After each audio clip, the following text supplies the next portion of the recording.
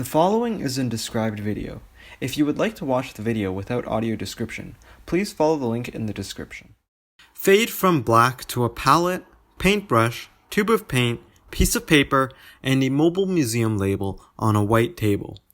So I thought I would introduce a new type of video to this channel that I don't plan on making frequently, but I wanted to try it out, so let's get started.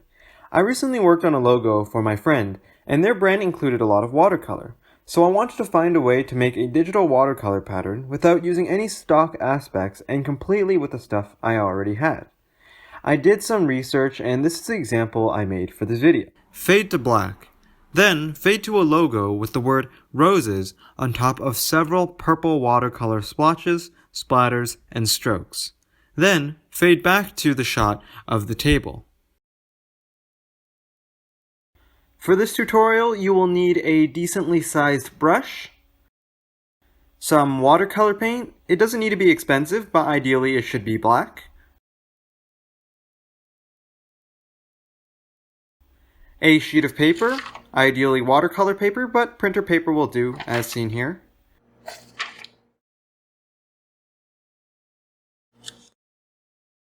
a place to hold your paint and a bit of water, and a place to do work. Not seen on screen, you will also need a scanner, but a phone camera may work as well. Of course, also a computer to do your editing on. Alright, let's do this. The mobile museum intro sequence plays, then returns to a top-down view of the table with a pair of blue gloved hands opening a tube of paint, placing a small dab of that black paint on the palette. First, get a sheet of paper and your watercolor set. I have never actually learned how to paint with watercolor, but I think I still got a pretty decent result. I just got some black paint on a decently large brush and dipped it in a bit of water.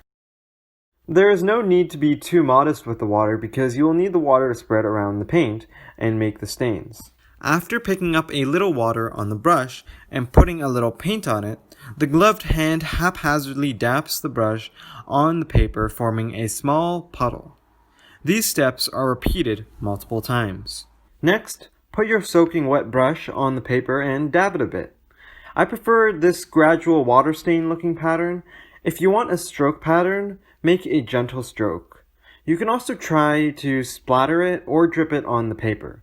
I would recommend experimenting with different techniques. There really isn't a wrong answer. It depends on the look you're going for. I recommend trying to organize the splotches in a grid pattern as much as you can so it will be easier later to cut it out when it is on the computer. But you can see I didn't do that here. If you need, you can also use a paper towel to soak up the water on your brush, and then use the brush to soak up the water on the paper. A fast-forwarded montage of the painting process is played, showing the painter splattering paint and trying various different patterns with various results.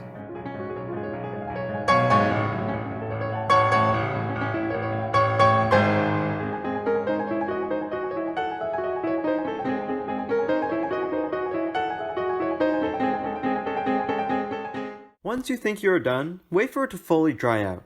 Then we will bring it to the scanner. A transition plays with the mobile museum logo in the middle. On the scanner, just put it face down and set it to black and white. If you can, turn up the resolution so we get a higher resolution image. I prefer to have it on a USB after scanning, but you can email it to yourself if you want. These are the settings I ended up using. I had to scan it 5 different times so I could get all the splotches properly exposed. The reason why we use a scanner instead of the camera is because the background is easier to key out on a scanned image. You can try using a camera or an app. It's more or less the same process, but I have never tried it. Another transition plays with the mobile museum logo in the middle, which leads to a web page of an image manipulation program. Now, with our file scanned, we will have to load the file onto our computer. We will also need to download the image manipulation program we will be using for this tutorial. It is called Gimp, and the link is in the description below. As promised, it is completely free and really great for many uses, not just for this tutorial. It works with Windows, Mac, and Linux, and it doesn't require a powerful computer to run. The screen fades from the website to the program itself. On the left side of the screen, there are various tools, all of which have a name and an icon corresponding to the name. Below that, there is a selector for choosing different colors. Along the top left, there are various menus. On the bottom right, there is a layer menu showing all the layers. And above that, there is a color picker. To start off, once the program is installed and running, we will want to import the scans into the program. Just go to File and Open. The cursor moves to the top left to select the File menu, then selects Open from the drop-down, and a file manager appears. Once the files are opened, the files are organized into tabs right below the menu bar. Then select the files of your scans and open them. They will open along the top in tabs so you can easily switch between them. I like to try and organize things so it is less of a headache later, so I numbered them. Some of my scans came out rotated, so I quickly went to Image, Transform, and selected Rotate and the desired angle. Now that we have each scan on Gimp, we will key out the background by going to Color, then Color to Alpha. If this option isn't available, go to the background layer on the bottom right, right-click, select Add Alpha Channel, and try again.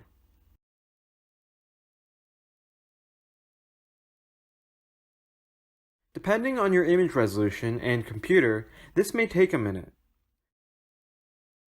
Now, for the next step, we will have to cut out each splotch on the program.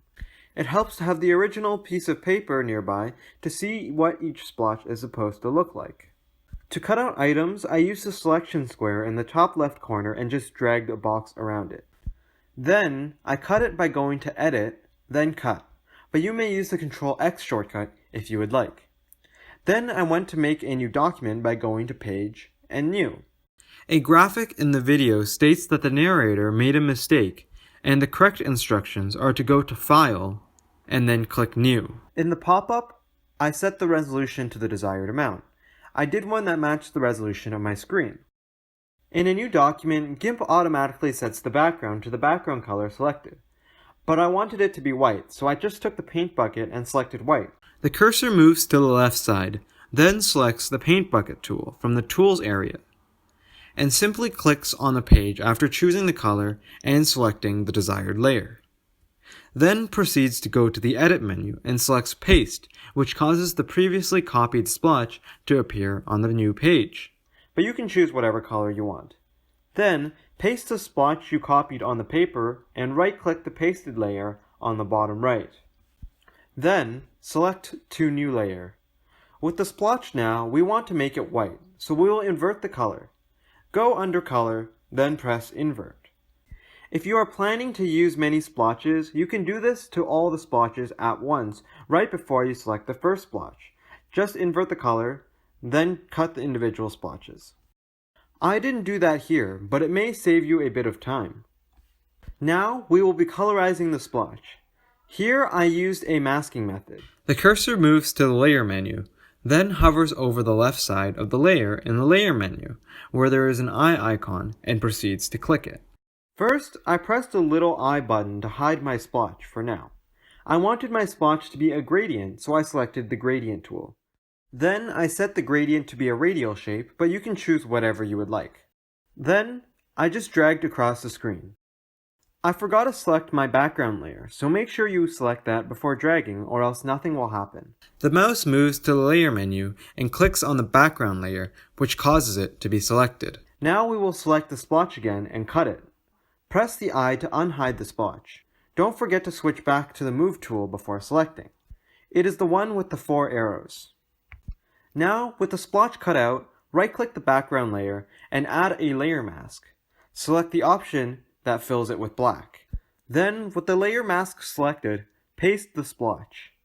Now, your splotch takes the color of the background. The shape of the splotch is filled in with the gradient that was previously on the background layer. The background is now transparent. If you're happy with how that looks, right-click the splotch and select Anchor Layer. Then, right-click again and select Apply Layer Mask. Now, let's fast forward. Just repeat this same process with the different splotches to get your desired look. A sped-up montage of the process of cutting out individual splotches coloring them in, and arranging them is played.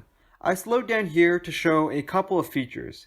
If you need to rotate the splotch, there's a tool that will let you do that here. The cursor points to the rotation tool and the scale tool on the middle row of the left side of the tool area. Then the montage resumes.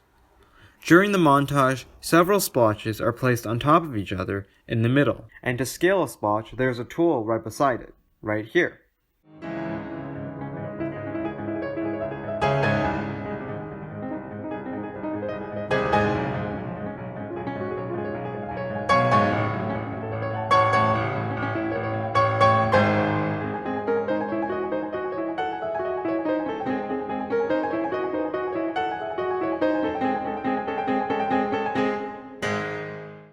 Right here, I had a bunch of splatters, but they were really far apart, so I just selected them and cut them.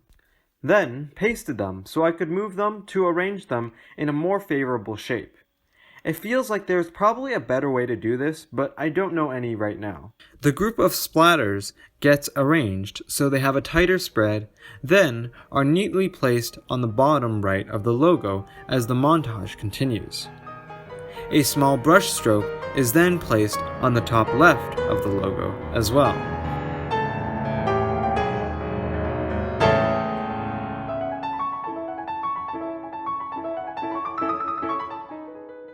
An essential characteristic of watercolor is that it is partly transparent, so you can change the opacity right above the layer menu. I changed the blend modes too to mix it up a bit. I just experimented with them.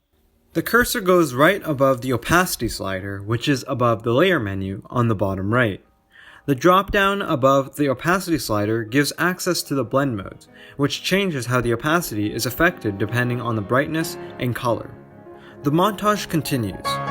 The cursor reaches into the color menu, selects several options that adjust the brightness and contrast, and plays around with them. When it comes to text, I selected the text tool and clicked on the area I wanted the text. I just experimented with the font settings until I found something I liked. I downloaded a custom font because I couldn't find any I liked pre-installed. The font I used is called Magnolia Script, and there will be a link in the description. After the font tool is selected, the user clicks in the middle of the image where there is a large stroke placed, and types along the stroke, experimenting with different fonts. To export it, select File and Export As. Then give it a name and a file extension. If you want to retain its alpha channel, or transparency, PNG is a good option. Then click Export, and export again. There you have it, a watercolor style logo made entirely by you. Congratulations! A transition fills the screen with a mobile museum logo and a throbber which surrounds it.